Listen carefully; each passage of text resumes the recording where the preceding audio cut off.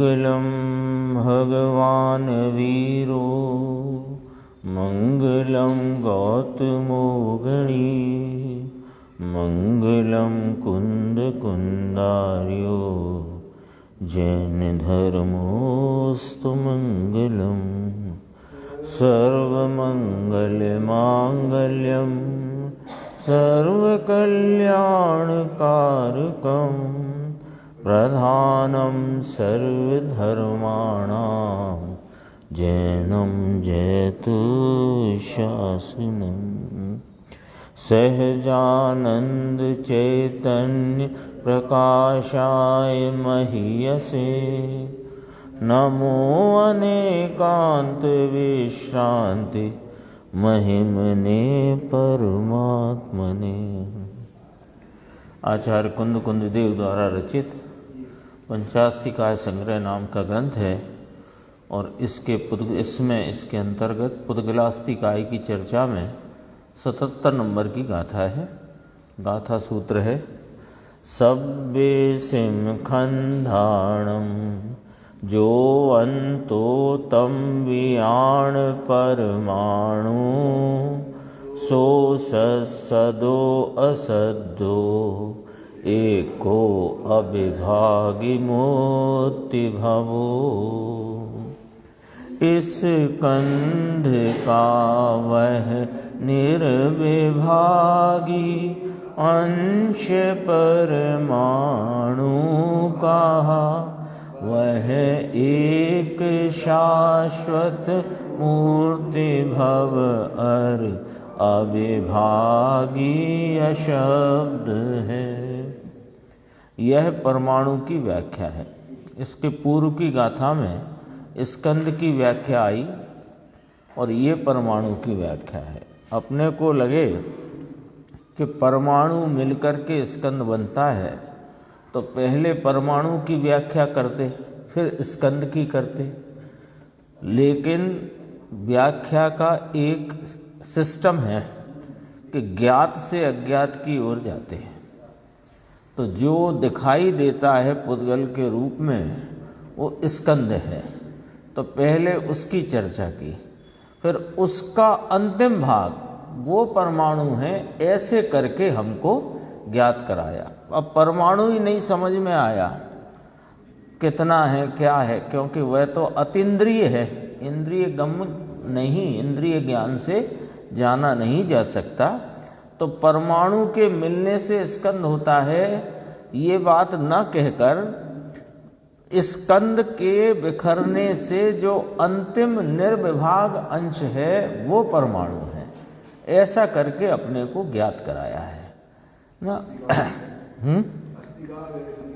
हाँ, अस्तिकाय तो इस अपेक्षा से है कि परमाणु में स्कंद होने की योग्यता विद्यमान है, यानी बहुप्रदेशी होने की योग्यता है। स्वयं तो एक प्रदेशी है पर उसमें बहुप्रदेशी होने की योग्यता होने से उसको कायत्व लागू पड़ता है। इसको इसलिए पुद्गल को अस्थि तो सभी है पर कायत्व पुद्गल को इसलिए लागू पड़ा कि परमाणु में बहुप्रदेशी स्कंद होने की उसमें योग्यता है, उसमें ऐसी सामर्थ्य है, इसलिए कहा।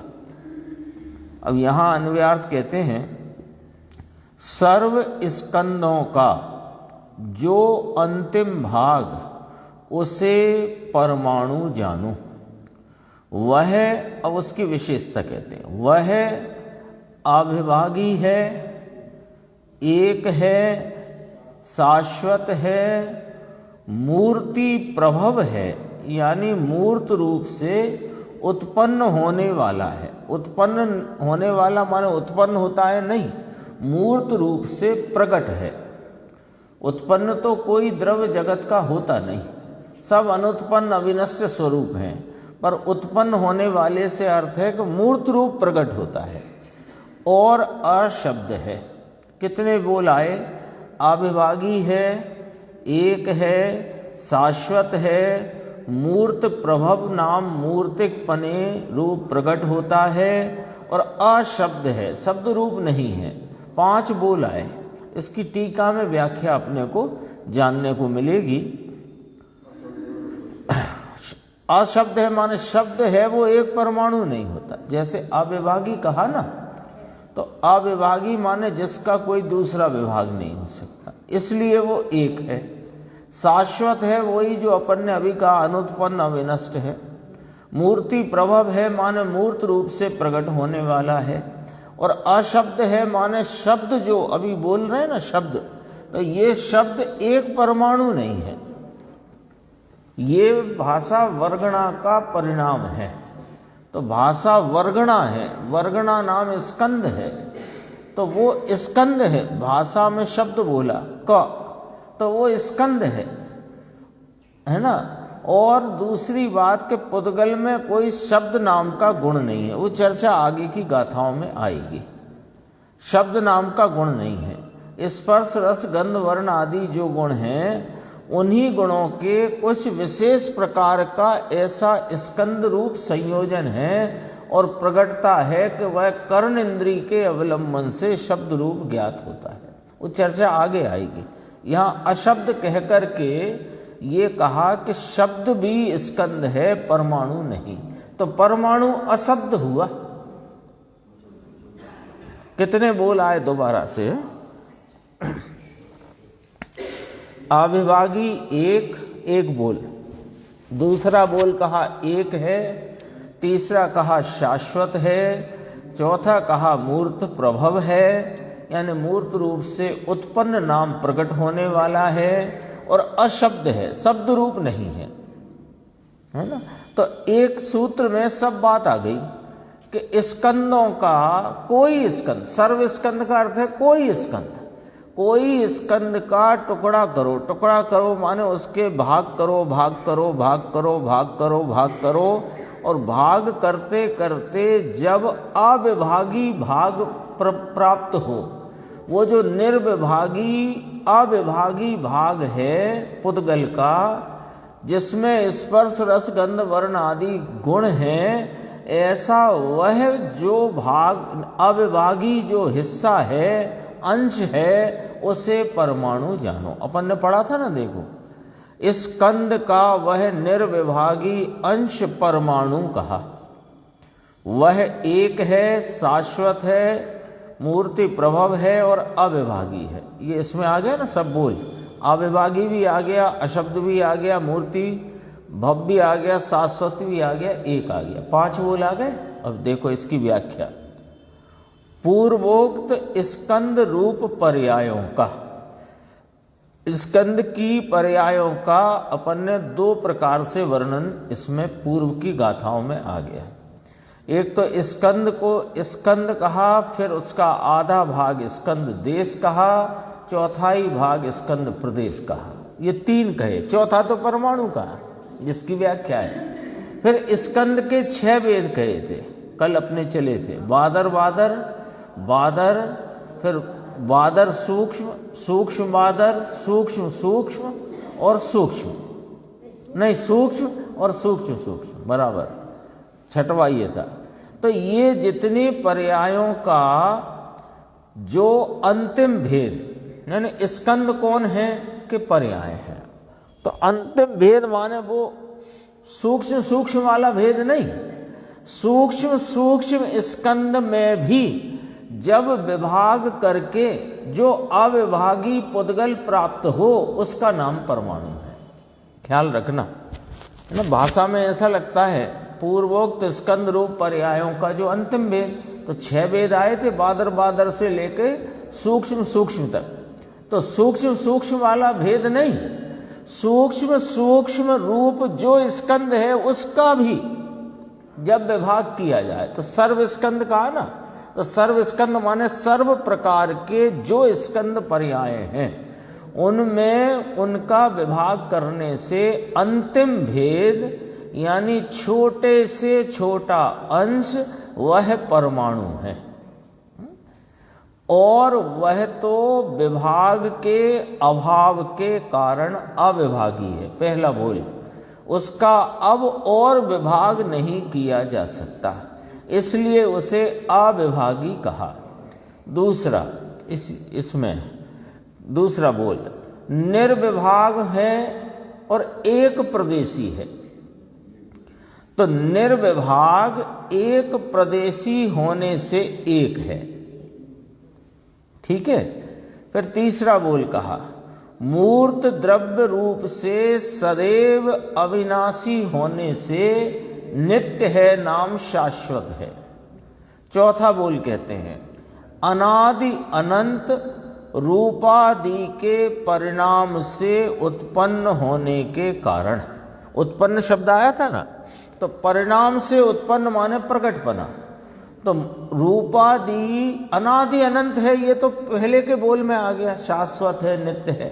अब क्या कहते हैं कि ऐसा वह एक प्रदेशी अविभागी मूर्त पदार्थ द्रव्य वह जो शाश्वत है, अपनी शाश्वतता में रूपादि के परिणाम से उत्पन्न होता होने के कारण मूर्ति प्रभव है। इसका फुटनोट है मूर्त पने से उत्पन्न होने, मूर्त पने रूप से उत्पन्न होने वाला, अर्थात रूप गंध रस स्पर्श के परिणाम रूप से जिसका उत्पाद होता है, परिणाम में प्रकटपना होता है, व्यक्त होता है, उसको मूर्तपना कहा गया है।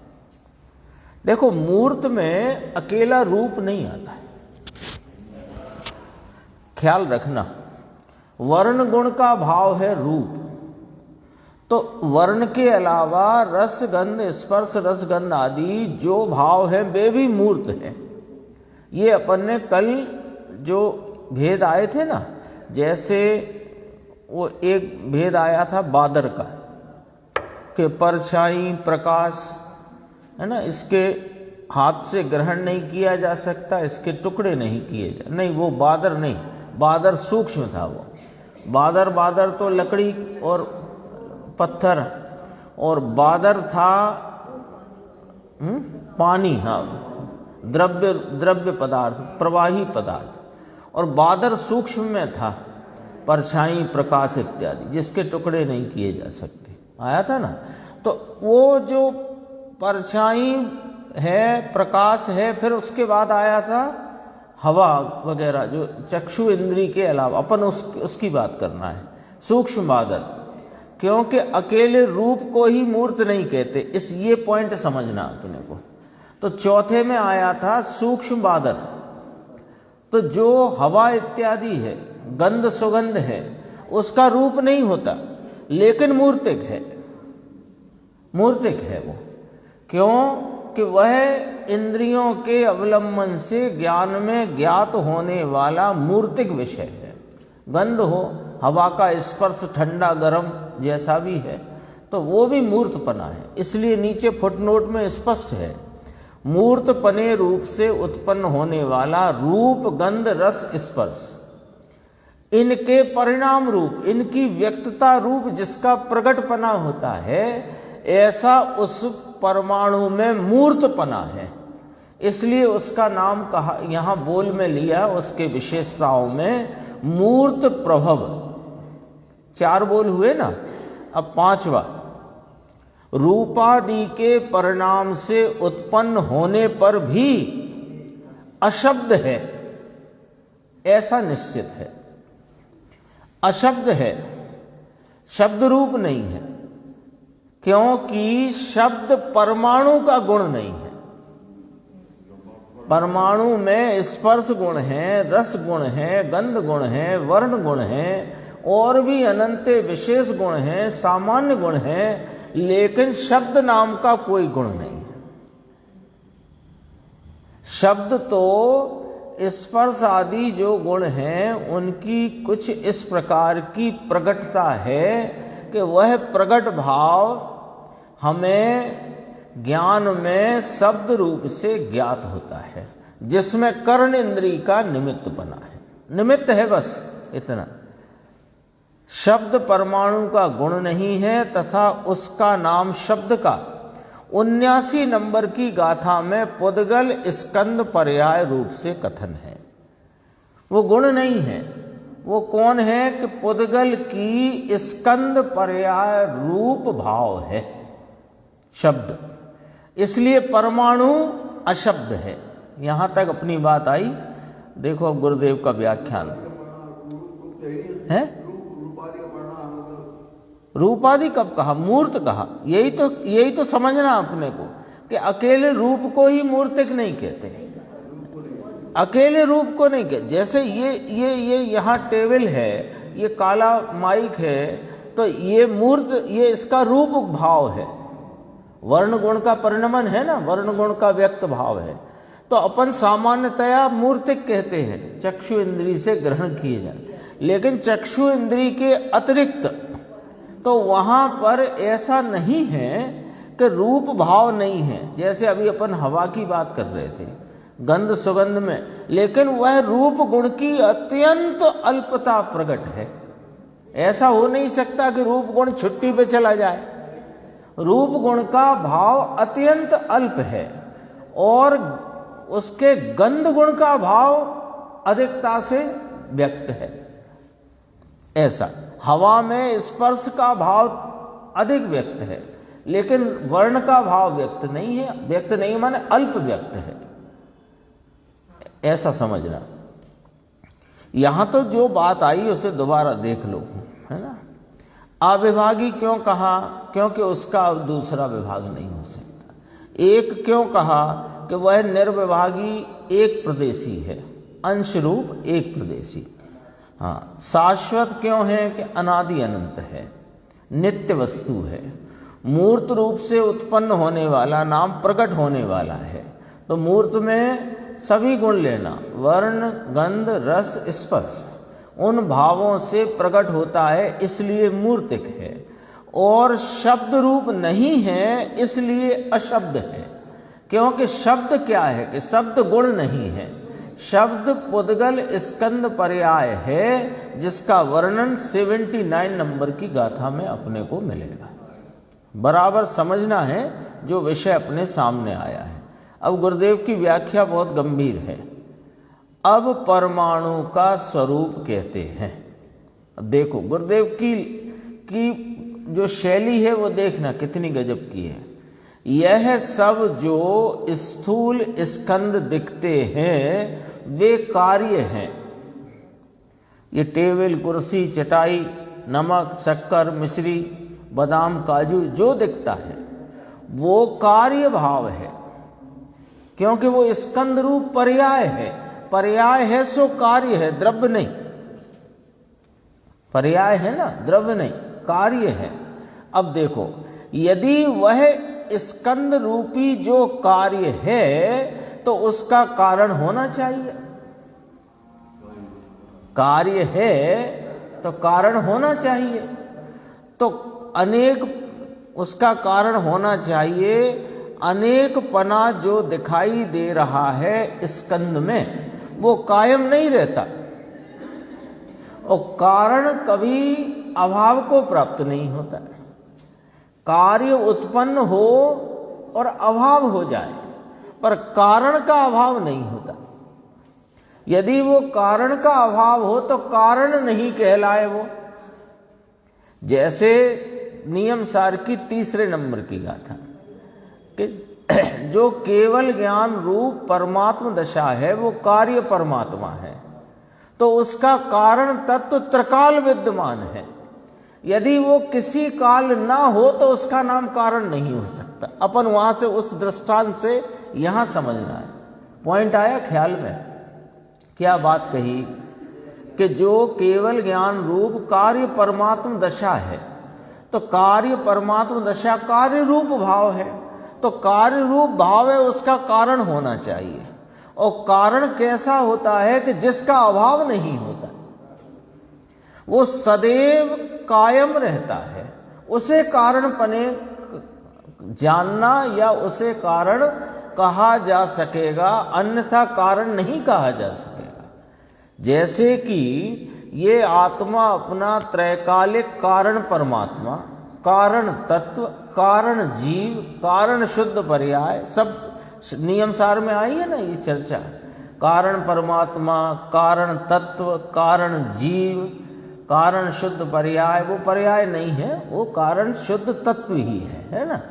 तो कारण रूप ये चैतन्य भगवान अब यहाँ कार्य होने को हो सम्यक दर्शन का, केवल ज्ञान के पहले सम्यक दर्शन ही होगा ना।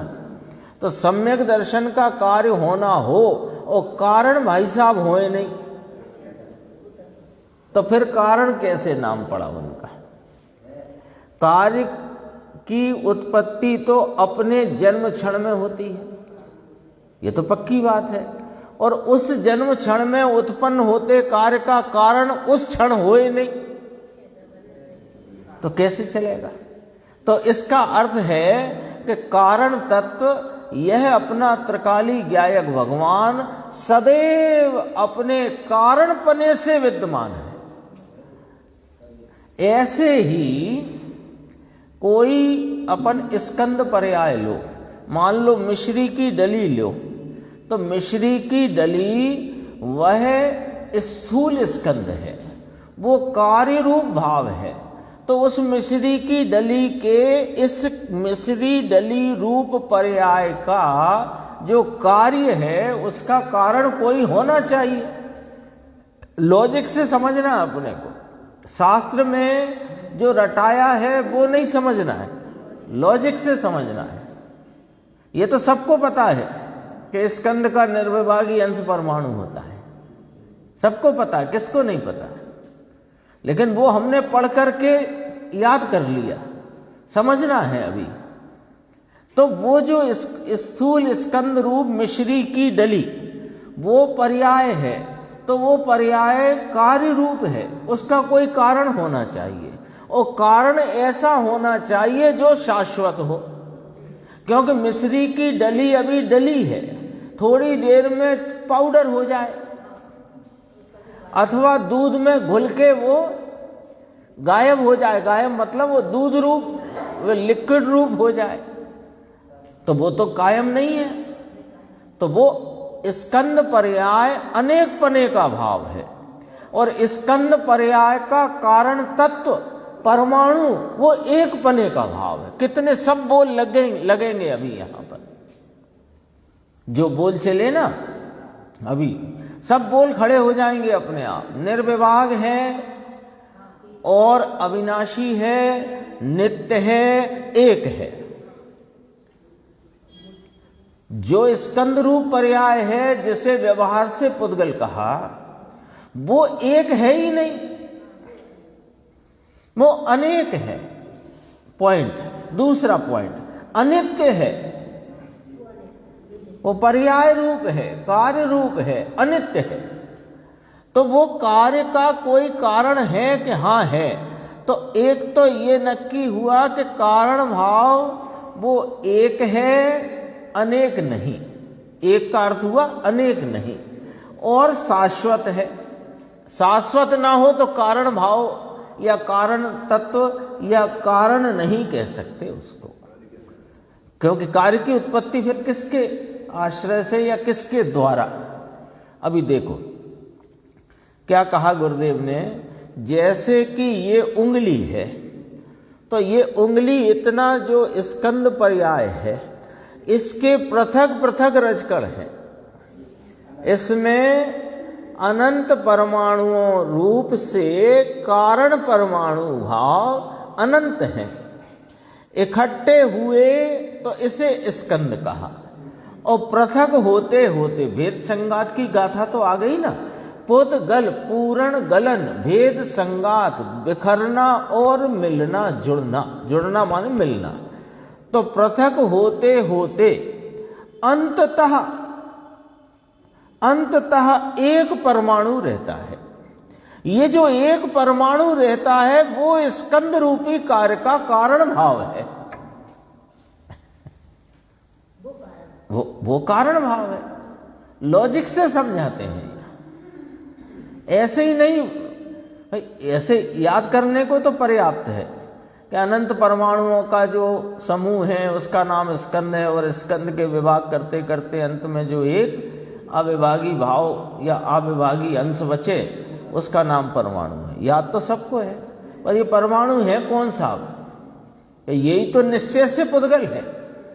स्कंद पर्याय तो द्रव्य नहीं है, वो तो वास्तव में पर्याय है। अनेक परमाणुओं के समुदाय रूप से प्रकट दिखने वाली द्रव्य पर्याय है, द्रव्य पर्याय। और उस स्कंद में ठंडा गरम, रूखा चिकना, कड़ा नरम, गंध सुगंध, मीठा खट्टा, वो उसके गुणों की प्रकटताएं हैं, वो गुण पर्याय है। एक एक बात समझना अच्छे से, है ना। पुद्गलास्ति का है तो इसे क्यों समझना? इसलिए समझना कि अनादि से पुद्गल में ही तू चेतनता माने बैठा है और पुद्गल के कर्तृत्व को ओढ़कर बैठा है। तो पुद्गल में जितना कार्य हो रहा है, मिश्री में जो मिश्री रूप दिखाई देने वाला, जो जिसे हमने पुद्गल स्कंद कहा, वो पुद्गल परमाणु की द्रव्य पर्याय है, समान जाति द्रव्य पर्याय। और मिश्री में जो मीठा पना, सफेद पना, चिकना पना जो प्रकट है, वो उन परमाणुओं की गुण पर्याय है। तो अब इससे क्या समझ में आया कि उसका मीठापना होना, उसका चिकना रहना, उसका छोटा बड़ा होना, वो पुद्गल के कारण से होता है, तुम्हारे कारण से नहीं। क्योंकि कारण भाव कौन है, तुम के पुद्गल? समझने की बात है, यूं ही नहीं चल रही है कि याद कराना है, फिर परीक्षा होगी, फिर नंबर मिलेंगे। यहां तो एक नंबर प्राप्त करना है मोक्ष मार्ग का, बस, और कोई नंबर चाहिए ही नहीं। देखो इतनी 3 पंक्ति में अपने को कितना न्याय मिला कि जो कुछ, अब वो मिश्री के परमाणु मिश्री से निकल गए और नमक में जाकर के मिल गए, और नमक में मिलकर के वे परमाणु जो भी वहां से मिश्री से निकलकर नमक रूप स्कंद में गए, वे मीठेपन रूप रस गुण के कार्य का वहां अभाव हुआ और खारेपन के रस गुण का वहां उत्पाद हुआ। और वो जो स्कंद पर्याय है वो समान जाति द्रव्य पर्याय है, और उसमें जो व्यक्तता है खट्टे मीठे खारेपने की, सफेद काले पीले चिकने पने की, यानी जितनी व्यक्तताएं हैं वो व्यक्तताएं, जैसे ये स्पंज है ये मुलायम है और ये लोहा है ये हार्ड है, तो ये पुद्गल की अलग अलग परमाणुओं की अलग अलग व्यक्तता है। तो इन सब भाव का कारण कौन है? मैं नहीं, आप नहीं, उसका कारण परमाणु है। पुद्गल की सर्व अवस्थाएं पुद्गल में पुद्गल के कारण से होती हैं, जीव के कारण नहीं। गुरुदेव तो बहुत कहते हैं ना, मेरा हाथ हल्का है तो बड़ी मेरी बहुत अच्छी बनती है, पापड़ अच्छा बनता है। तो पापड़ का परिणमन, बड़ी का परिणमन, कोई परिणमन, वो सब पुद्गल का पुद्गल के कारण से। क्यों? कि वो कार्य रूप भाव है, और कार्य का कारण तत्व परमाणु है, तुम नहीं हो। इतना यदि निर्णय हो तो जो कर्तृत्व का नशा चढ़ा है ना अनादि का, समझो वो काफूर हो जाए, उड़ जाए।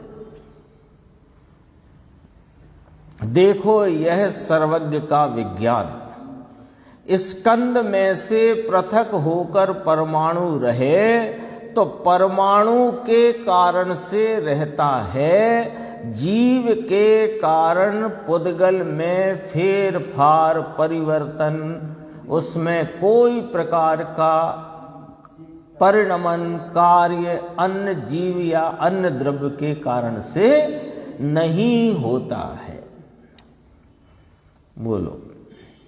और वो जो कैलाश चंद जी साहब थे ना अपने पंडित जी बुलंदशहर वाले, तो यहीं से शुरू करते थे पढ़ाई। मैं सुबह उठता हूँ, नहाता हूँ, धोता हूँ, फिर मंदिर जाता हूँ, ये सब पुद्गल के कार्य मैं करता हूँ, ये नशा चढ़ा है इसको। और कार्य हो रहे हैं स्वयं से, क्योंकि उनका कारण भाव, कारण तत्व कौन? कि परमाणु है। अब देखो एक प्रश्न आया है, ये भी गंभीर है। यहां और कोई ऐसा कहता है कि साहब पुद्गल के कार्य में, पुद्गल का जो कार्य होता है वह पुद्गल परमाणु के कारणपने से होता है, उसकी अपनी उस प्रकार के गुणों की व्यक्तता से होता है, लेकिन हम निमित्त तो होते हैं ना।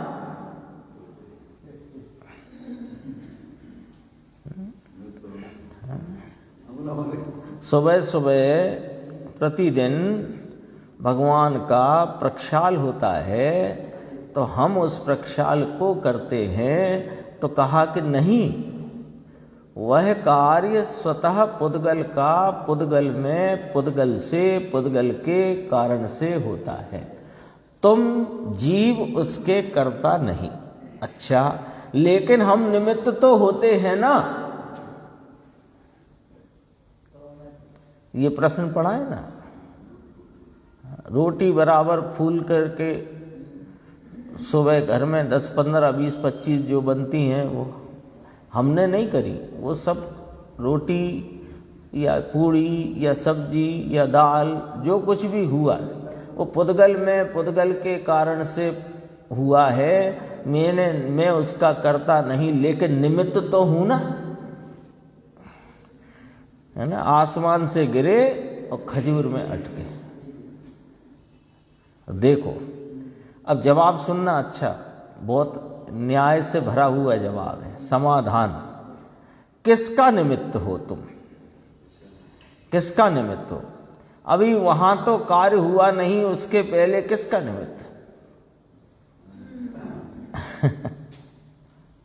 ये कार्य नहीं हुआ, कार्य तो हुआ है साहब, उसकी बात कर रहे हैं। लेकिन तुम तो निमित्त रूपी कर्ता बन के वहां खड़े हो गए ना, कि मैं निमित्त होऊंगा तभी तो ये रोटी फूलेगी, बनेगी।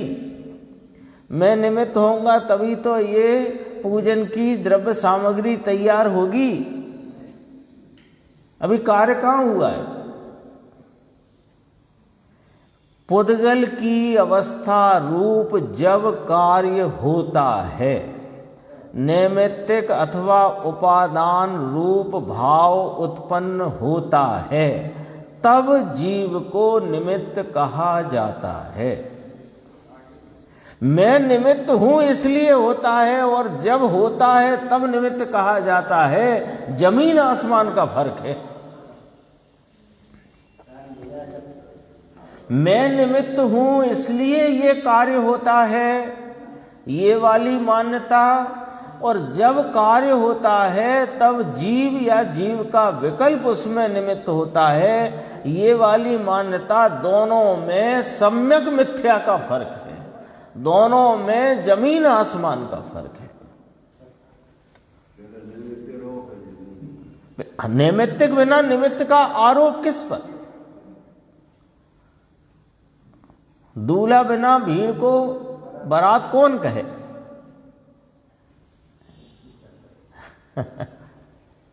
पुद्गल की अवस्था रूप कार्य होता है, तब जीव को निमित्त कहा जाता है। यहां क्या चल रहा है अपने को याद नहीं करना है, बिल्कुल याद करने की बीमारी छोड़ दो। समझ लो कि बात क्या चल रही है। कितने भेद आए थे? 5 बोल आए थे। वो अभी अपन भले 5 आए, कितने आए, अभी कर लो जो करना है। घर जाके याद रहे तो खुशी की बात है, नहीं रहे तो भी खुशी की बात है, बस समझ में आना जरूरी है। निमित्त आगे पीछे नहीं है, नियम है उसका, निमित्त नैमित्तिक का एक ही समय में है। तो फिर तुम्हारा जो प्रश्न है, निमित्त तो है ना। ये जो तुम्हारा प्रश्न करने वाले की दृष्टि संयोग के ऊपर है, इसलिए उसको पर के साथ एकत्व बुद्धि वर्तती है, उसे धर्म नहीं होता। वो धर्म की प्राप्ति का पात्र नहीं है। ले यदि अपने में धर्म रूपी कार्य की पात्रता जागृत करना हो तो वस्तु स्वरूप को जैसा है वैसा समझने के लिए जुट जाओ। अपनी तो चल गई ना 308 से 311 गाथा। अब जीव का अकर्तापना सिद्ध करते हैं। गुरुदेव के तो अपने को बहुत सारे प्रवचन एक साथ संकलित मिल गए थे उस विषय के। चली थी चर्चा बहुत गंभीर, तो वो क्या चली थी वो उसकी चिंता नहीं है। उससे जो अपना निर्णय की अथवा अपने विचार में निर्णय की कोटि में आकर के जितनी स्पष्टता हुई वो अपने काम आने वाली है। मूल तो वो है। देखो यहां बताते हैं कि स्कंद का अंत का भेद परमाणु है, वह आत्मा के कारण से नहीं है। यहां अंत का भेद कहा अर्थात छठा भेद जो सूक्ष्म सूक्ष्म का है वो ना समझना, अपन कर चुके बात इसमें।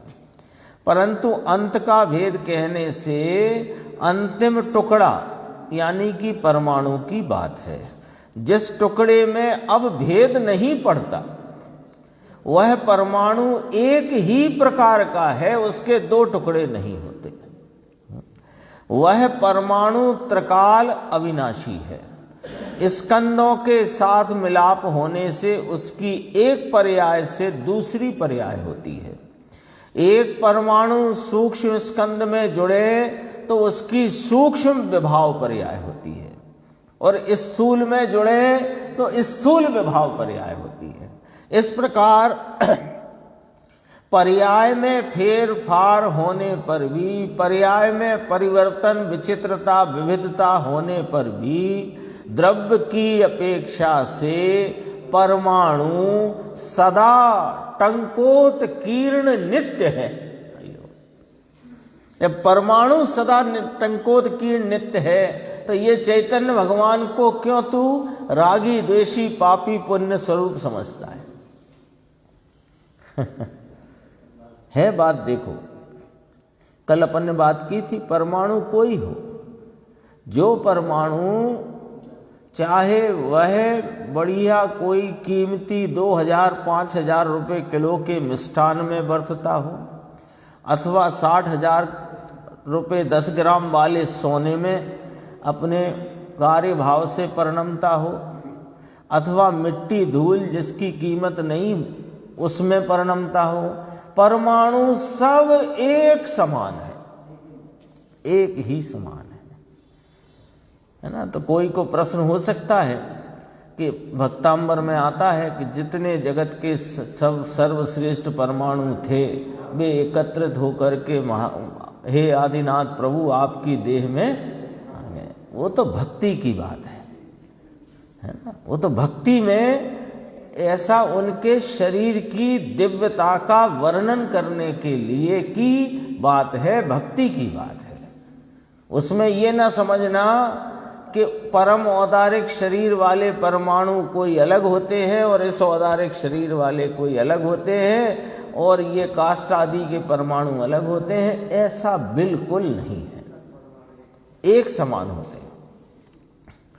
पर्याय में फेरफार होती है, जिसको अपन ने अभी देख लिया संक्षेप में कि स्कंद की बात करें तो दो भेद खड़े होते हैं, मूल बादर और सूक्ष्म, स्थूल और सूक्ष्म। तो स्थूल स्कंद में जो परमाणु जा मिला उसकी स्थूल विभाव पर्याय, और सूक्ष्म स्कंद में जा मिला उसकी सूक्ष्म विभाव पर्याय। फिर भी ये सब होता होने पर भी द्रव्य की अपेक्षा से परमाणु सदा टंकोत कीर्ण नित्य है। और अब वो आपका प्रश्न का जवाब आ गया, अशब्द। एक परमाणु में शब्द रूप होने की ताकत नहीं है। एक परमाणु वह स्पर्श रस गंध वर्ण के 6 गुनी हानि वृद्धि के भाव में परिणम सकता है, लेकिन शब्द पर्याय को उत्पन्न नहीं कर सकता। आ गया ना ख्याल में बात? अशब्द कहने का तात्पर्य क्या? स्पर्श रस गंध वर्ण आदि अस्तित्व वस्तुत्व द्रव्यत्व प्रमेयत्व अगुरु लघुत्व सब, उन सब गुणों की 6 गुनी हानि और 6 गुनी वृद्धि के 12 स्थान में समा जाने वाली उन अनेक प्रकार की व्यक्तताओं में तो वर्तता है, लेकिन एक परमाणु शब्द रूप नहीं वर्तता, वर्त ही नहीं सकता, क्योंकि यदि उसमें शब्द नाम का गुण होता तो वर्तता। गुण ही नहीं है शब्द नाम का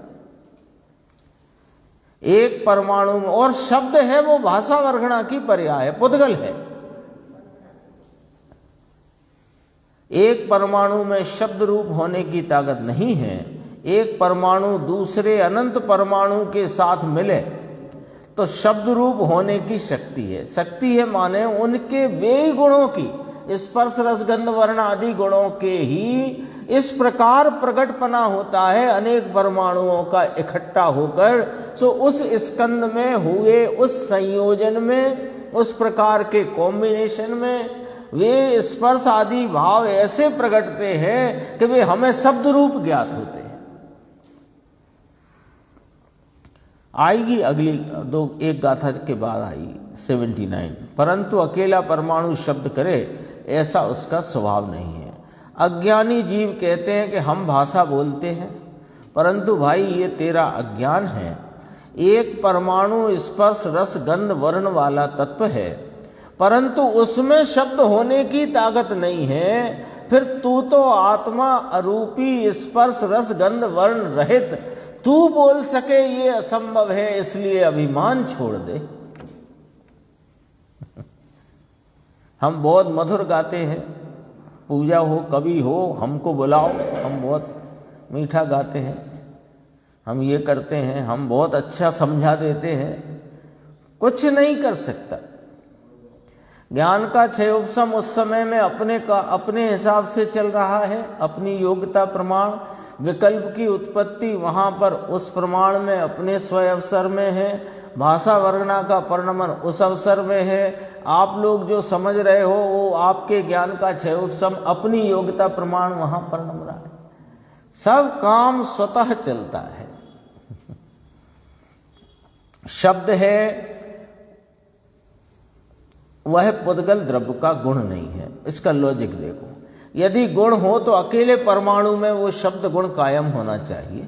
अकेला परमाणु कभी भी अपने गुणों से खाली नहीं होता है। यदि शब्द करने की उसमें ताकत नहीं, क्योंकि उसमें वैसा गुण नहीं। गुण यदि हो तो फिर कायम होना चाहिए। जो कायम रहे उसे गुण कहते हैं। लो अभी सूत्र आ गया। जो कायम रहे उसे गुण कहते हैं। जो कदाचित हो कभी हो उसे पर्याय कहते हैं। ठीक है। और इन गुण पर्यायों का जो आश्रयभूत भाव हो उसे द्रव्य कहते हैं। द्रव्य गुण पर्याय। कहां से शुरू करी बात? गुण से। कभी पर्याय से करते हैं, कभी द्रव्य से करते हैं, क्योंकि वस्तु एक है। जो कायम रहे उसे गुण कहते हैं, जो कदाचित हो उसे पर्याय कहते हैं। पुद्गल में शब्द कायम नहीं रहता। अकेले परमाणु, एकला परमाणु, उसमें शब्द नहीं है, इसलिए शब्द गुण नहीं है। कदाचित होता है इसलिए पर्याय है। उसका कर्ता आत्मा नहीं है। कितनी बात आ गई।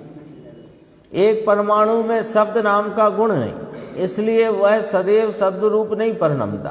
कदाचित होता है इसलिए पर्याय है, और उस पर्याय का कर्ता वह परमाणु और परमाणुओं का समुदाय उस भाव रूपता से परिणमते हैं। अकेला परमाणु नहीं परिणमता, और उसका कर्ता आत्मा तो है ही नहीं। परमाणु एक प्रदेशी है, तथापि उसमें स्कंद रूप होने की योग्यता है, इसलिए परमाणु को पुद्गलास्ति काय कहा जाता। सब आपके प्रश्न सब रहते हैं इसमें। यानी आपके माने अपने सबके प्रश्न का जवाब गुरुदेव के पास सदैव है, पहले से ही लिखा रखा है। इसलिए कभी कोई शंका हो किसी गाथा सूत्र में, उसके अन्वयार्थ में, उसकी टीका में, उसकी विवक्षा में, जब प्रश्न उठे तो गुरुदेव से मिलो जाके, आपको तुरंत जवाब मिलेगा। उस गाथा सूत्र, उस टीका का प्रवचन भले 5 पढ़ना पड़े, लेकिन आपको जवाब जरूर मिलेगा।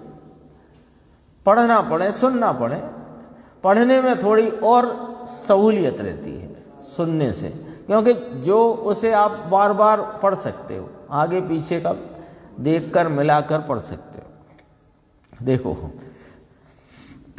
उस परमाणु के 2 भाग नहीं हो सकते, इसलिए निरंश है, और वह परमाणु सदा काल स्पर्श रस गंध वर्ण ऐसे 4 गुणों सहित है। स्पर्श आदि गुण वह स्वभाव है, उस स्वभाव का स्वभाववान परमाणु वह द्रव्य है, वह स्वभाववान है। इस प्रकार गुण गुणी अभेद है।